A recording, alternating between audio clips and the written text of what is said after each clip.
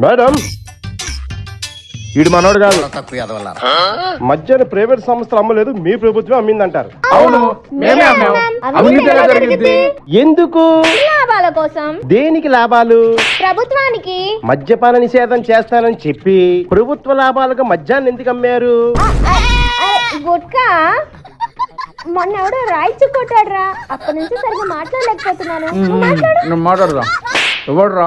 ఏమమ్మ ఊరి గురించి చెప్పాలి? అడుగు. అధికారంలో ఉంది నువ్వు కాదురా, వాళ్ళు. కొంచెం జాగ్రత్తగా మాట్లాడు. మద్యాన్ని మీ ప్రభుత్వమే లాభాలకు అమ్మిందని చెబుతున్నా. అవును, మా ప్రభుత్వం అమ్మింది. ఫోన్ పే, గూగుల్ పే తీసేసి క్యాష్ పద్ధతిని ఎందుకు అమలు చేశారు?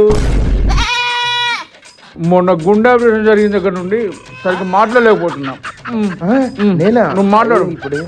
రేట్లు ఎక్కువ పెట్టడం వల్ల జనాలు తాగడం మానేస్తారు అన్నారు. అవును, రేట్లు ఎక్కువ పెడితే రాష్ట్రపతి అసలు కొనుక్కోరు, మధ్య నిషేధం అయిపోద్ది.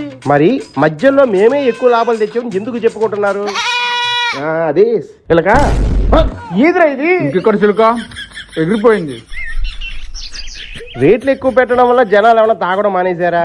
లేదు, మానలేదు, ఇంకా ఎక్కువ తాగేశారు. అలాంటప్పుడు సంవత్సరంలోనే మద్య నిషేధం చేయాలి కానీ 5 సంవత్సరాలు ఎందుకు అమ్మారు?